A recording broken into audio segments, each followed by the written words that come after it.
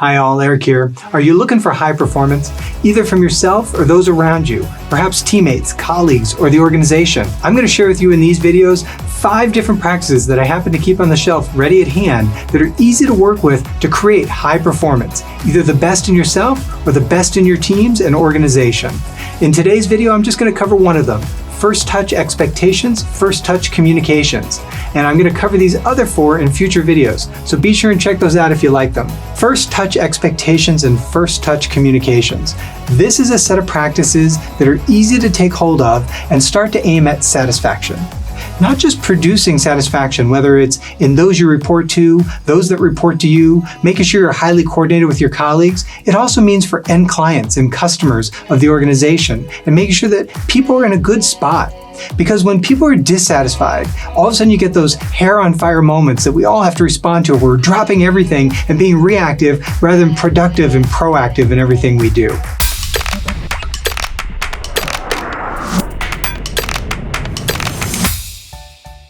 My aim is setting NEXTpectations, helping you get unstuck and get ahead in life, finance, career, and business. And today when we talk about first touch, what we're going to talk about is a set of practices for high performance that lights up career and business.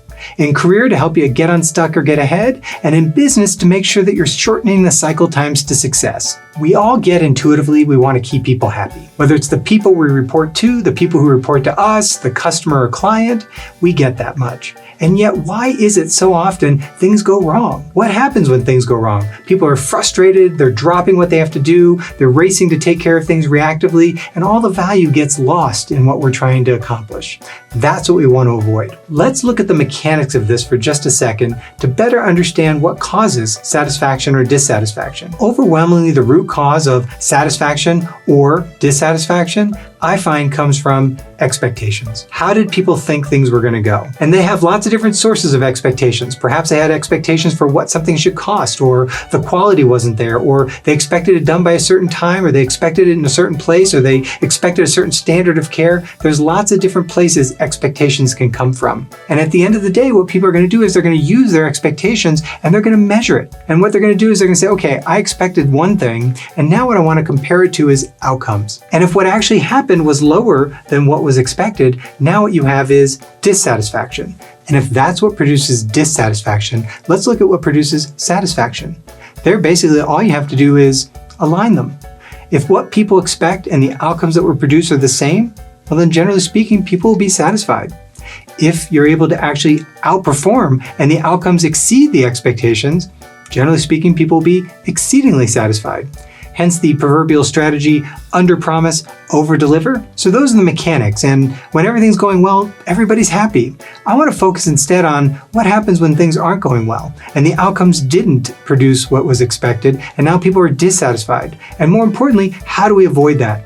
I have been working through this problem for years, not only working through what causes it, but also how to build it proactively into a high-performance culture so that we can avoid all the pain, all the lost costs and time and frustration of having to deal with this dissatisfaction on a regular basis.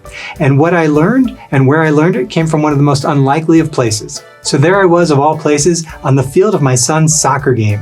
And the teams were going at it, and all of a sudden they kicked the ball into the air, and I heard the coach yell out, "First touches, boys, first touches!" And I thought, what's she saying to them? And I realized what she was saying is, be the first one to the ball because the ones who get to the ball first win.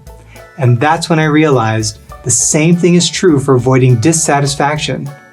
First touches in expectations and first touches in communications. All of a sudden I became super excited, partly because that's just the kind of stuff I geek out over, and also because I realized I could take the same first touch strategy and completely align it to expectations and make sure the expectations and outcomes align and they produce greater satisfaction. What I found is there's 2 types of expectations. One is an immovable expectation, one you can't change. And those exist. When there's a hard deadline, there's a surgery procedure, you got to launch a rocket at a certain time, or some fixed thing that a client or a vendor has set up and you don't get get a choice. Now in those, you don't get a lot of movement. Overwhelmingly what I find is most expectations, they're made up. They're self-induced. And therefore what can happen is rather than let somebody else make them up, you can make them up first. So when I'm working this for myself or part of my teams, the thing I'm looking for is to answer the first question, which is this set of expectations or the expectation for what we're about to do, is it malleable or is it immovable? When I'm working on it, most of them are malleable. And if they're malleable, there are two tactics if you want to implement first touch expectations. The first tactic is you can create them. If you don't create them, guess who will? Whoever you're working with. And if they create them first, then they control what this differential will be. But if you create them first, all of a sudden you can align them so much better. So what that looks like practically when you go to create an expectation is you say, hey, normally our process will take 10 days. And in that you can expect this to happen in day 1, this to happen on day 4, and this to happen on day 9, and you'll take delivery on day 10. And now nobody's sitting here going, well, I kind of thought this was going to be done in 3 days. They knew it. And if they have any concerns about it, they'll tell you right there on the spot before you endeavor to produce the outcome. That creates alignment. That creates the ability for people to agree on the expectations up front rather than leave them unstated, where everybody then just goes back and makes them up. And when they make them up, they may make them up because it makes sense. They may make them up because it makes no sense. So now the expectations and the outcomes align to your process and what it is you know is likely to happen. You're the professional providing the outcome. You should be able to set those expectations. And if you do it proactively and you do it with the first touch, you're going to produce more satisfaction than ever. Maybe you don't have the authority to create the expectation. Maybe you're not sure if it's immovable or not, in which case there's a second tactic that you can use. You can clarify it. So if somebody else has the expectation, rather than let them sit with it and you don't know what it is, you can say, so just to clarify, how long did we have in order to fulfill that for you to be taken care of? And if they tell you, you can now build your outcomes to line up with their expectations. So if you don't have the power, you don't have the authority, maybe the contract specified, maybe they've got something in their mind and you need to match that, then you can still simply clarify the expectations. But either way, your first touch expectations. Whether you created it or you clarified it, you now have a greater shot of aligning it. And the more they're aligned, the more satisfied people are. What happens when we're in a world where people are dissatisfied all the time? People drop the ball, people get frustrated, but now you avoid it because of first touch expectations. Now let's talk about first touch communications. So we already talked about first touch expectations. That's usually at the onset of producing an expectation in advance, so you have a greater chance of alignment. First touch communications are really about making sure you keep them aligned all along the way. So first touch communications means you're going to be the first touch to communicate with them at each step where you think something important either is being decided, something's being changed, you need to realign, or just affirm that the expectations haven't changed. In order to use these effectively, you have to know what second touches sound like. With expectations, a second touch is simply dissatisfaction.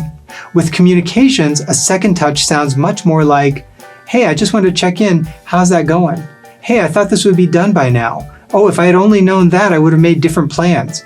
Any place somebody's having to check with you for how something is proceeding, you've probably got a second touch.